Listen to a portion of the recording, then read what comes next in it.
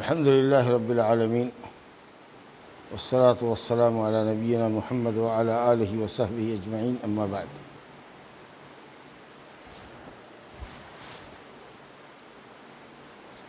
وعن ابن مسعود رضي الله عنه والصحيح وعن أبي مسعود الأنصاري رضي الله عنه قال رسول الله صلى الله عليه وسلم يؤم القوم أقرأهم لكتاب الله فإن كانوا في القراءة سواء فأعلمهم بالسنة فإن كانوا في السنة سواء فأقدمهم هجرة فإن كانوا في الهجرة سواء فأقدمهم سلما أو سنا ولا يؤمن الرجل في سلطانه ولا يقعد في بيته على تكريمته إلا بإذنه رواه مسلم. ولابن ماجة من حديث جابر رضي الله عنه ولا تؤمن امرأة رجلا ولا أعرابي مهاجرا ولا فاجر مؤمنا وإسناده واهن.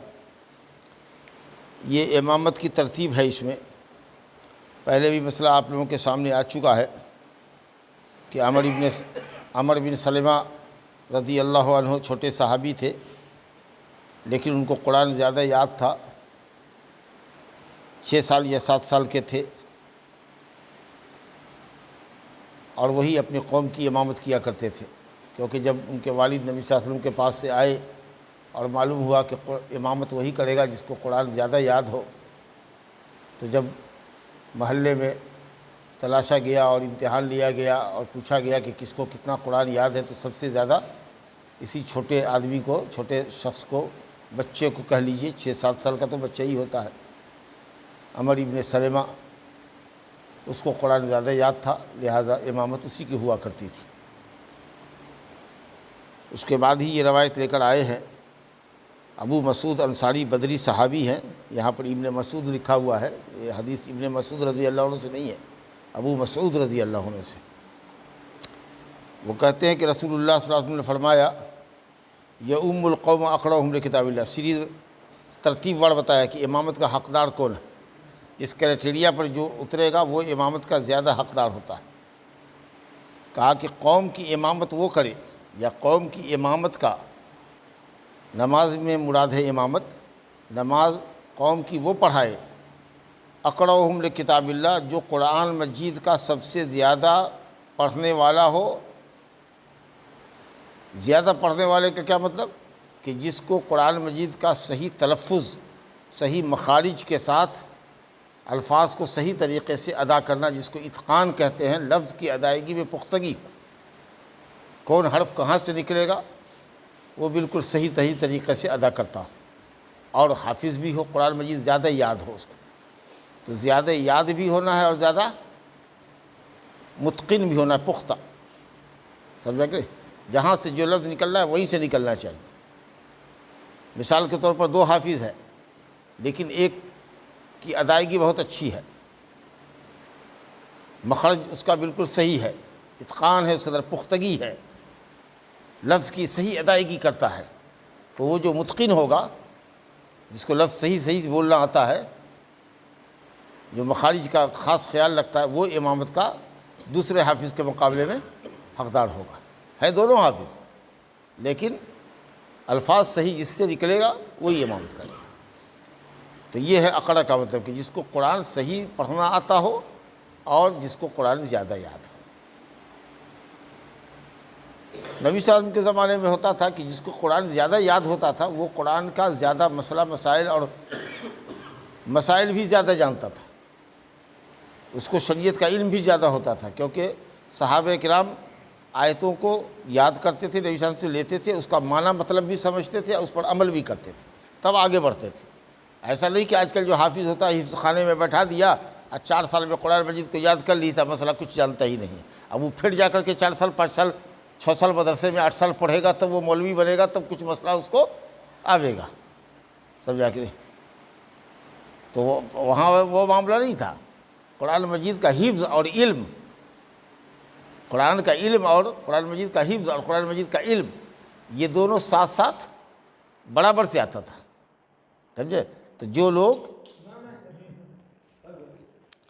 جو لوگ زیادہ پڑھنا جانتے تھے وہ زیادہ مسائل سے واقف بھی تھے، جو زیادہ پڑھے لکھے تھے وہ زیادہ مسائل بھی جانتے تھے، تو اس لیے جو اقڑا ہوتا تھا وہ عالم ہوتا تھا۔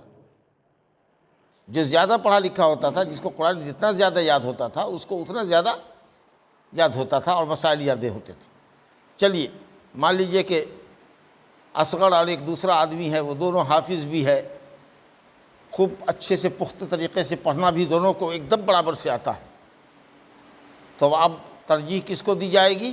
تو دوسرے نمبر پر آئیے کہ اگر قرات میں سب برابر ہیں فَأَعْلَمُهُمْ بِالسُّنَّةِ، تو جس کو سنت کا علم زیادہ ہو، حدیث کا علم زیادہ ہو، اور حدیث کا علم کس باب میں؟ خاص کر نماز کے باب میں، کیونکہ نماز ہی پڑھانا ہے، اس کو نماز کے مسائل زیادہ یاد ہونے چاہیے۔ تو حج روزہ کا مسئلہ جان رہا ہے لیکن نماز کے مسائل سے واقف نہیں ہے، تو وہ نہیں، نماز پڑھانے سے مطلب ہے نا، تو جو نماز کے مسائل زیادہ جانتا ہوگا ان دونوں حافظوں میں وہ پڑھائے گا۔ چلیے اگر سنت میں بھی دونوں ہی برابر ہیں، دونوں ایک پلے کا مولوی ہے، دونوں کو مسئلہ خوب بڑھیا سے یاد ہے، لیکن حافظ بھی ہے، دونوں کو ایک دم پختہ طریقے سے الفاظ کی ادائیگی بھی آتی ہے، تب کہا گیا کہ تب کیسے ترجیح دو گے کسی ایک کو؟ تو کہا کہ سنت کا علم معلوم کرو کہ کس کو مسئلہ مسائل زیادہ نماز کے یاد ہے، دلیل کے ساتھ کس کو یاد ہے۔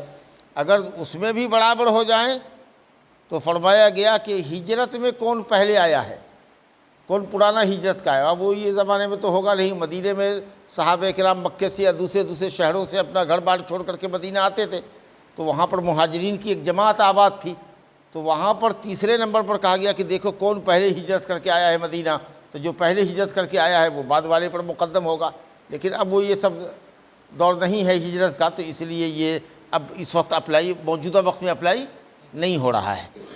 اب چلیے حدیث کی ترتیب ہے کہ اگر ہجرت میں بھی برابر ہوں تو دیکھ لو کہ مسلمان پہلے کون ہوا ہے، مسلمان پہلے کون ہوا ہے۔ سب برابر ہے، حفظ میں بھی برابر ہے، الفاظ کی ادائیگی میں پختگی بھی ہے، سنت کا بھی علم ہے، تو کہا گیا کہ اس میں دیکھو کہ مسلمان پہلے کون ہوا ہے۔ مان لیجئے کہ 10 سال کا بچہ پہلے مسلمان ہوا ہے، اس کے بعد 40 سال کا بوڑھا مسلمان ہوا ہے، ادھیر عمر کا آدمی مسلمان ہوا، پہلے وہ ہے۔ تینوں کرائٹیریا میں یہ اور وہ 45 سال والا برابر ہے، حفظ بھی برابر ہے، اتقان بھی برابر ہے، سنت کا بھی علم برابر ہے، تو جو پہلے مسلمان ہوا ہے اس کو اہمیت دینا ہے۔ اب چلیے 2 آدمی ہے، دونوں کو قرآن بھی برابر یاد ہے، پختگی بھی ہے ادائیگی میں، سنت کا بھی علم ہے، اور دونوں ایک کے دن مسلمان ہوا ہے، مان لیجئے ایک ہی وقت مسلمان ہوا ہے اگر، تو اب کیسے فوقیت دی جائے گی؟ تو کہا گیا کہ فوقیت یوں دی جائے گی کہ دیکھا جائے گا کہ اب عمر میں بڑا کون ہے، یہاں کہیں نہ کہیں فیصلہ تو ہو جائے گا۔ اب عمر آیا تو چوتھے نمبر پر اور آخری نمبر پر کون چیز آیا؟ عمر۔ ہم لوگوں کے یہاں کیا ہوتا ہے، یہ بڑا آدمی ہے، پرانا آدمی ہے، کوئی زیادہ عزت دو، اس کو آگے دو۔ ارے وہ تو بوڑھا پرانا آدمی، اگر تم جاہل ہو تو تم 3 نمبر کے ٹھوکر میں ہو جاؤ، 4 نمبر کے ٹھوکر میں کہ 5 نمبر کے ٹھوکر میں۔ تمہارے مقابلے میں جو تمہارا بیٹا ہوگا، پوتا ہوگا، جو حافظ قرآن ہوگا اور جو مولوی ہوگا مسئلہ جانے گا، اس کو کرسی پہلے ملے گی، تم کو نیچے بیٹھنا ہوگا۔ بڑا آدمی ہے کہ دو موقع اس کو، نہیں بڑے کا کوئی مقام نہیں ہے، اس کا تو سب سے لاسٹ میں مقام ہے۔ سب سے پہلا مقام ہے جس کو قرآن پختہ یاد ہو اور صحیح طریقے سے الفاظ کی ادائیگی کر سکتا جی، اور اس کے بعد ہے کہ سنت کا جس کو علم ہو، اور اس کے بعد ہے کہ مسلمان پہلے کون ہوا ہو، اور اس کے لاسٹ میں ہے کہ عمر میں کون بڑا ہو، جہاں جا کر کے فیصلہ ہوگا، تو عمر سب سے لاسٹ میں، سمجھا؟ تو اس لیے حضرت عمر بن خطاب رضی اللہ عنہ کی مجلس میں، جو ان کی مجلس شورا ہوتی تھی جس سے وہ مشورہ لیا کرتے تھے، اس میں سب حفاظ اور قراء ہوتے تھے، علماء ہوتے تھے۔ اب عبداللہ بن عباس جیسے لوگ جو 17-18 سال کے رہے ہوں گے وہ تھے ان کی مجلس میں، اور بوڑھے لوگ جو صحابہ تھے، پرانے صحابہ، وہ پیچھے رہتے تھے، ان کے ساتھ حضرت عمر رضی اللہ عنہ مشورہ نہیں کرتے تھے۔ تو کچھ بوڑھے لوگوں نے کہا کیا بات ہے، ہمارے بیٹے پوتے کی عمر کے آدمی ان کے مشیرے کار ہیں، مشورہ کرتے ہیں، ان کی مجلس شورا کے ممبر ہیں، اور ہم لوگوں کو پوچھتے بھی نہیں ہیں، سمجھا کہ نہیں؟ تو امتحان لیا کہ اچھا بتاؤ تو اس آیت کا کیا مطلب ہے۔ اب وہ نہیں بتا سکا، ابن عباس سے پوچھا بتاؤ ابن عباس اس آیت کا کیا مطلب ہے، فٹ بتا دیا کہا کہ دیکھا تو عزت کے لائق آپ ہیں کہ یہ ہے، پکی داڑھی سے ہم کو کیا لینا دینا ہے، ہم کو علم والے سے مطلب ہے، جو علم والا ہوگا جو ہم کو صحیح مشورہ دے گا قرآن حدیث کی روشنی میں، اس کی ہم کو ضرورت ہے، کہ عمر کو ہم دیکھیں گے۔ تو یہ ہے امامت میں، سمجھا کہ نہیں، کہ کس کو کتنا یاد ہے اور کتنا صحیح پڑھنا آتا ہے۔ اور اس کے بعد دوسرے نمبر پر دیکھو عالم کتنا ہے، مسئلہ مسائل کتنا جانتا ہے۔ اور اس کے بعد یہ ہے کہ پہلے کون مسلمان ہوا ہے، اب تو یہاں سب مسلمان کوئی نہیں ہوا ہے، سب خاندانیہ مسلمان ہے، تو جو جتنا بڑا ہوگا وہ پہلے مسلمان ہوا ہوگا۔ ہم 10 سال بعد پیدا ہوئے تو ہمارے سے جو 10 سال پہلے پیدا ہوا ہوگا وہ تو پہلے نہ مسلمان ہوا۔ تو وہ معاملہ تو اب نہیں چلے گا، لہٰذا اب فیصلہ جو یہاں ہوگا وہی دیجیے کو بات میں ہوگا کہ قرآن مجید کا حافظ اور قاری کون ہے، اچھا پڑھنے والا کون ہے، اور پھر حدیث کا علم کس کے پاس ہے، مسائل نماز کے مسائل کون زیادہ جانتا ہے، اس کی بنیاد پر فیصلہ ہو جائے گا۔ مسلم شریف کی روایت ہے۔ اسی میں ایک اور لفظ دیکھیے بڑی مزے کا ہے، وَلَا يُعَمَّدُ الرَّجُلُ الرَّجُلَ فِي سُلْطَانِهِ، کوئی آدمی کسی آدمی کی امامت نہ کرے، وَلَا يُؤَمِّنُ وَلَا يُؤَمَّنُ، یا کسی کی امامت نہ کی جائے اس کی سلطنت میں۔ یہ مسجد کس کی سلطنت میں ہوتی ہے؟ امام کی سلطنت ہوتی ہے۔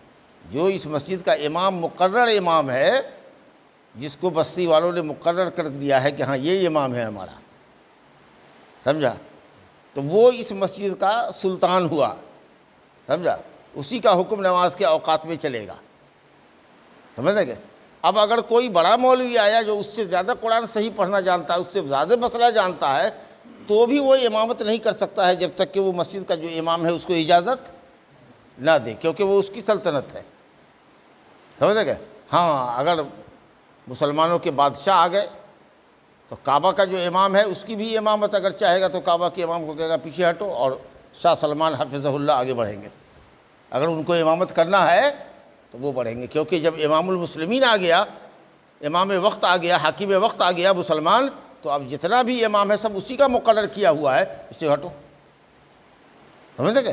تو اس لیے بہتر یہ ہے کہ اگر کوئی بڑا آدمی آیا ہے تو مسجد کے امام کو یہ چاہیے کہ آگے بڑھ کے کہے کہ حضور امامت کیجیے، تو وہ اپنے یا تو امامت کرے گا یا کہے گا نہیں تم ہی کرو، تو آپ کو عزت مل جائے گی، سمجھا کہ نہیں۔ تو یہ صرف امام المسلمین کے لیے۔ باقی رہا کہ اگر کوئی کہیں کا شیخ الحدیث آ جائے، رئیس القراء آ جائے، بہت بڑا قاری اور حافظ مولانا آ جائے، لیکن اگر اس مسجد میں جو امام آپ لوگوں کی طرف سے مقرر ہے، جس کو قرآن کسی حد تک صحیح پڑھنا آتا ہے اور مسئلہ بھی ضروری حد تک اس کو معلوم ہے، اس سے بڑا حافظ اور قاری بھی آ جائے گا، تو چونکہ وہ وزٹر ہے ہمارے یہاں، ایک وقت کے لیے 2 وقت کے لیے آیا ہے، اس لیے اس کی امامت نہیں ہوگی الا یہ کہ وہ مسجد کا امام اس کو اجازت دے۔ لیکن اب ذمہ داری کیا ہے، قوم کی ذمہ داری کیا ہے کہ اپنے میں امام کس کو چنے، اس کو چنے جس کو قرآن مجید زیادہ صحیح پڑھنا آتا ہو اور قرآن مجید جس کو زیادہ یاد ہو، سمجھا کہ نہیں۔ نماز کے مسائل اگر مولوی اصغر ہم سے زیادہ جانتے ہیں اور وہ حافظ ہے، ہم سے زیادہ الفاظ کی صحیح ادائیگی ان سے ہوتی ہے، تو چاہے علم میں ہم ان سے زیادہ رہیں، وہ میرے شاگرد کیوں نہ ہو، امامت کا حقدار وہی ہے، کیونکہ پہلا کرائٹیریا اسی کے پاس ہے کہ قرآن مجید جس کو زیادہ یاد ہو اور زیادہ صحیح طریقے سے ادا کرنا آتا ہو اور نماز کے ضروری مسائل سے بھی وہ واقف ہو، تو وہ آدمی جو حافظ نہیں ہے، عالم ہے، یا ضرورت کے مطابق اس کو قرآن یاد ہے، لیکن اگر اس کے مقابلے میں زیادہ حفظ کیے ہوا ہے اور زیادہ اچھے طریقے سے الفاظ کو ادا وہ کرتا ہے اور مسائل بھی اس کو ضروری حد تک نماز کے معلوم ہے، تو امامت کا حقدار وہی ہوگا جو ہم سے علم میں کمتر ہے لیکن قرآن پڑھنے میں ہم سے برتر ہے۔ تو یہ قرآن مجید کی برکت دیکھیے اور حفظ کرنے والوں کی برکت دیکھیے۔ یہ دیکھیے دنیا میں بھی امامت کا وہی حقدار ہے، اور نبی صلی اللہ علیہ وسلم میں جب احد کی جنگ میں بہت سارے صحابہ شہید ہوئے تو 70 صحابہ شہید ہوئے، 70 الگ الگ قبریں کھودنا مشکل تھی، تو بڑا بڑا گڑھا کھودا گیا جس میں 5 7 10 آدمی ایک ساتھ آئے، تو پوچھتے تھے کہ قبلہ کی طرف آگے میں کس کو رکھیں، تو پوچھتے تھے کہ اس میں کا قرآن کس کو زیادہ یاد تھا، تو جس کو کہتے کہ اس کو زیادہ یاد تھا تو اس کو آگے رکھو، اس کو قبلے کی طرف رکھو، سب سے آگے یہ قبلے کی طرف ہی رہے گا، پھر اس کے بعد تو زندگی میں بھی اسی کو اگوائی ہے کہ وہ قوم کی امامت کر رہا ہے۔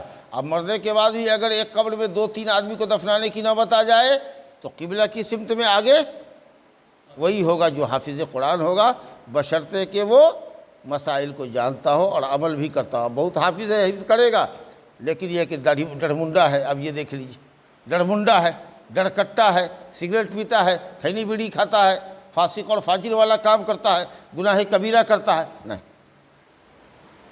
سمجھے کہ؟ تو اب یہ سب کرائٹیریا پر تمہارے دھبا لگ رہا ہے، سمجھا؟ تو نماز کا پابند ہونا چاہیے، خاص کے واجب فرض نماز ہے، کبھی پڑھ رہا ہے کبھی چھوڑ رہا ہے، تو یہ سب بات نہیں ہونی چاہیے۔ الامام الضامن، وہ پوری قوم کی نماز کا گارنٹر ہوتا ہے، تو جو گارنٹر ہوگا اس کو چاہیے کہ قرآن مجید کے حفظ کے ساتھ، اتقان کے ساتھ، مسائل کے ساتھ ساتھ اس کو چاہیے کہ فسق و فجور کے کام سے بھی وہ باز رہے۔ دیکھو آگے حدیث آئے گی، تو کہا گیا کہ کسی کی مسجد میں اس مسجد کے امام کی اجازت کے بغیر دوسری جگہ سے باہر سے آنے والا وزیٹر امامت نہیں کر سکتا۔ اور کیا بات ہے؟ وَلَا يَقْعُدُ فِي بَيْتِهِ عَلَىٰ تَقْرِيمَتِهِ، کسی کے گھر میں کوئی جائے اور دسترخوان لگا رہا ہے کھانے کے لیے، تو بغیر جب تک وہ کہے نہیں کہ دسترخوان لگ گیا، کھانا لگ گیا، آئیے، مہمان کو جب تک نہ کہے وزیٹر کو جا کے بیٹھنا نہیں چاہیے دسترخوان پر، پہلے ہی سے بیٹھ گیا کہ لاؤ جو ہے لاؤ، اب وہ بیٹھ گیا پہلے دسترخوان پر اور اس کے بعد منگا رہا ہے، نہیں، آپ کو جہاں بیٹھایا ہے وہاں بیٹھیے، دسترخوان لگنے دیجیے، جب گھر والا کہے گا کہ آئیے کھانا لگ گیا، تشریف لائیے، تب جائیے، تب جائیے۔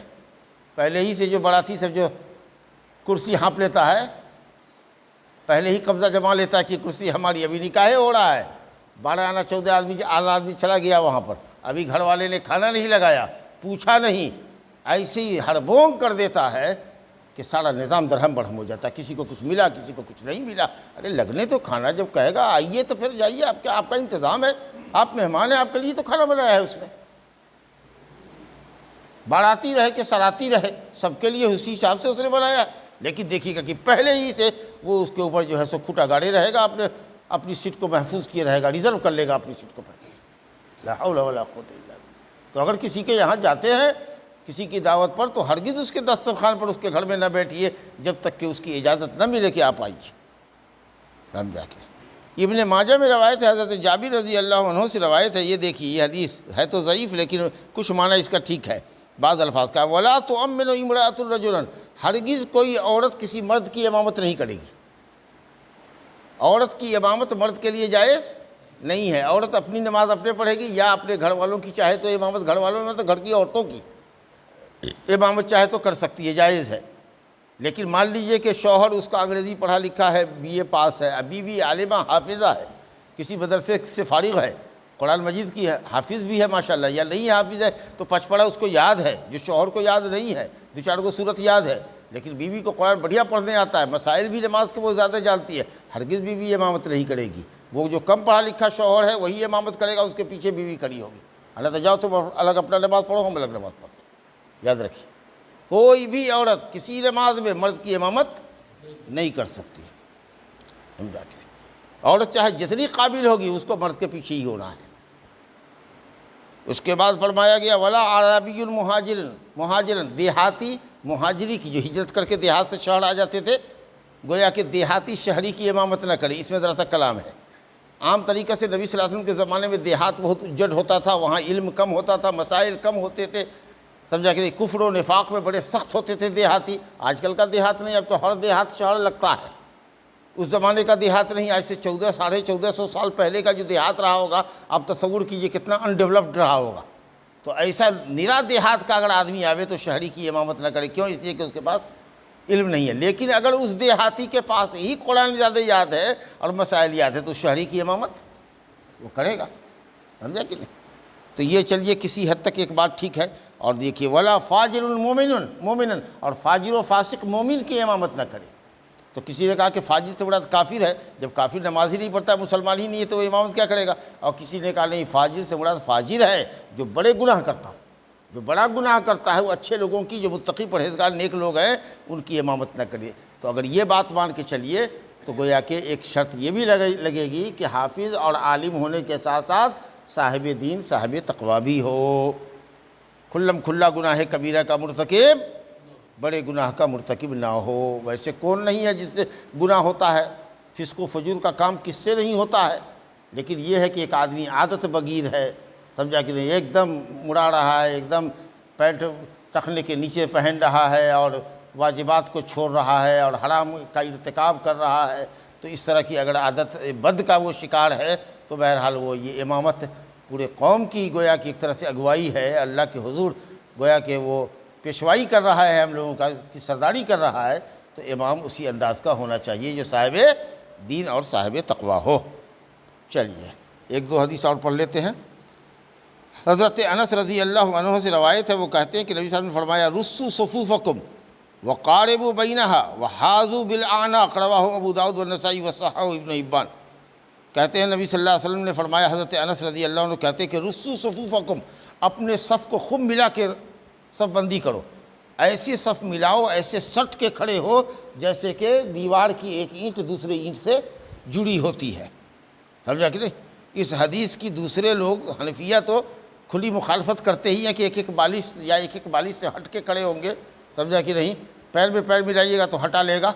کیا کہا جا رہا ہے؟ رسو صفوفکم، صف کو ایسے ایک دوسرے کے ساتھ ایسا سخت ملاؤ جیسے کہ دیوار ایک دوسری دیوار کی اینٹ ایک اینٹ سے ملی رہتی ہے، جس میں جین نہیں رہتا ہے، گیپ نہیں رہتا ہے، دو آدمی کے درمیان گیپ مت چھوڑو۔ حدیث میں آیا ہے کہ شیطان جو ہے چھوٹے چھوٹے کالے بکری کے بچے کی شکل میں تمہارے اندر گھس کر کے بھولی بسری باتیں یاد دلاتا ہے اور نماز سے تمہارا دماغ کو کنورٹ کر دیتا ہے، ڈائیورٹ کر دیتا ہے، دماغ کو تمہارے دوسری طرف لے جاتا ہے۔ تو پاؤں کو پاؤں سے پورا ملاؤ، سمجھا کہ نہیں؟ رسو صفوفکم وقاربوا بینہا، اور صف کے درمیان قربت رکھو۔ اب جیسے کہ ایک صف یہاں ہے تو ایک صف وہاں جو ہے حیدر بیٹھے ہوئے ہیں وہاں نہیں ہونا چاہیے، اب جیسے لگی ہوئی نا صف، اس طریقے سے صف ہونی چاہیے، اتنا ہو کہ آدمی آرام سے 4 سوا 4 فٹ کی صف ہونی چاہیے کہ آدمی آرام سے سجدہ کر سکے اور کسی کا سر کسی کے جانگ سے یا کمر سے یا اس کے ہپ سے ٹکرائے نہیں، تو اس طرح کی دوری ہونی چاہیے ضروری۔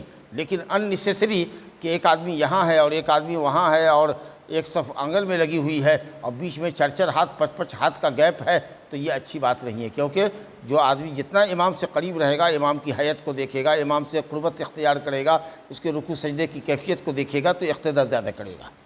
وحاذوا بالاعناق، اور سب گردن کو سیدھے رکھو۔ دیکھتے ہیں نا امام صاحب لوگ کہتے ہیں شہر میں جائیے گا کہ پاؤں کو پاؤں سے ملا لیجئے، کندھے کو کندھے سے برابر رکھیے، کندھے کو کندھے سے برابر رکھیے، میرا کندھا یہاں ہے تو آپ کا کندھا بھی اسی سیدھ میں ہونا چاہیے۔ اب یہ بڑا گڑبڑ ہوتا ہے کہ اب کرے تو کیا کرے، کیسے کیا کرے بھائی، کیسے ملاوے؟ اب ایک آدمی بڑا ہے، ایک آدمی اس سے بھی بڑا ہے، یہ سب سے لمبے ہیں، ان کا پاؤں جو ہے سو 7 فٹ کا ہے مثال کے طور پر، سمجھا کہ نہیں؟ یہ کیا کہتے ہیں 8 نمبر ہے، 7 نمبر ہے، 10 نمبر ہے، تو اگر انگلی کے انگلی سے ملا کے کانی انگلی جو ہے چھوٹی والی پیر کی، ذرا غور سے سنیے، اگر اس انگلی سے ملائیے گا تو ایک آدمی کیا پاؤں پیچھے نکلے گا، ایک آدمی کا آگے نکلے گا، ہوگا کہ نہیں ہوگا؟ کندھا بھی نہیں ملے گا، آگے بڑھ جائے گا۔ تو علماء نے کہا ہے کہ انگلی کو انگلی سے ملانے کا چکر نہیں کرنا چاہیے، یہ جو ٹخنا ہے دونوں طرف جو ہڈی نکلی ہوئی ہے ابھری ہوئی، اس کو سیدھ میں رکھو اور کندھے کو سیدھ میں رکھو، سمجھا؟ تو انگلی ملانے کی ضرورت نہیں ہے، بلکہ کس کو ملانا ہے؟ ٹخنا کو، گھٹنا نہیں، ٹخنا جو ہے یہ جو دونوں طرف ابھری ہوئی ہڈی ہے اس کو ہر کوئی ایک دوسرے کے سیدھے رکھ لے، بس، سمجھا کہ نہیں؟ اور گردن یہ جو ہے یہ برابر ہونی چاہیے، نہیں کہ کوئی آگے نکلا ہوا ہے کوئی پیچھے نکلا ہوا ہے، ایسا نہیں، ایک دم برابر سے سیدھے ہونا چاہیے۔ تو میں سمجھتا ہوں کہ لوگ جو نشان کے اوپر جو انگلی رکھتے ہیں اس سے اچھا ہے کہ نشان پر کیا رکھیں؟ ایڑی رکھیں، پاؤں آگے رکھیں، ایڑی نشان پر رکھیں، اور کوشش کرے بغل والا کہ ہم اپنے بغل والے کے ٹخنے سے یہ جو ہڈی ہے نکلی ہوئی یہ والی، یہ اس کے سیدھ میں آ جائے، سمجھ لگے؟ تو کہا گیا کہ صف کو ایک دم ملا کے رکھو جیسے اینٹ ایک اینٹ سے ملی ہوتی ہے مکان میں، اور صفوں کے درمیان غیر ضروری دوری مت رکھو، مگر یہ کہ مجبوری ہو، جیسے کرونا کال میں تھا نا، کرونا کی مدت میں تھا کہ بھائی 3 فٹ رہے دوری، 4 فٹ رہے دوری، 2 گز کی دوری ہو، آگے پیچھے دوری ہو، تو اب مجبوری ہے، ڈاکٹری ہدایات ہے، سرکاری ہدایات ہے، ان کی خلاف ورزی آپ نہیں کر سکتے، تو وہ تو ایک مجبوری تھی، لیکن اب آپ کوئی مجبوری نہیں ہے تو پورے طریقے سے ایڑی کو ایڑی سے ملائیے، ٹخنے کو ٹخنے سے ملائیے، کندھے کو کندھے سے ملائیے، اور ایک دم مل کے کھڑے ہوئیے، یہ نہیں کہ خالی کانی انگلی کو ذرا سا ایسے ٹیڑھا کر دیا, پیر دونوں کا ادھر ہے, ایک ٹھو کا رنوے ہے, ایک ٹھو کا دگیاڑ ہے, بس خالی کانی انگلی کو ملا دیا بس, اب پورا پیر ایسے ہی گیپ ہے. ایسا نہیں ہونا چاہیے, مل کے کھڑے ہو رہے, سٹ کے کھڑے ہوئیے, اور کندھے کو کندھے سے برابر رکھیے. آگے ایک روایت ہے, حضرت ابو ہریرہ رضی اللہ عنہ فرماتے ہیں کہ رسول اللہ صلی اللہ علیہ وسلم نے فرمایا کہ مردوں کی سب سے اچھی صف ہے پہلی صف.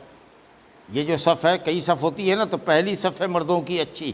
کیوں؟ اس لیے کہ وہ امام سے قریب ہے, تلاوت سے قریب ہے, تلاوت اس کو سننے میں سمجھ میں آ رہی ہے, امام کی حرکت اور حیت کو دیکھ رہا ہے, امام سے پہلے رکوع سجدے میں نہیں جا رہا ہے. بات سمجھ آ رہی ہے؟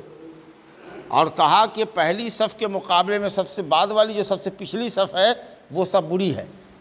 یعنی یہ اچھی ہے تو اس کے مقابلے میں وہ بری ہے, اس کے مقابلے میں گویا پہلی صف سب سے افضل ہے, اس کے بعد دوسری, اس کے بعد تیسری.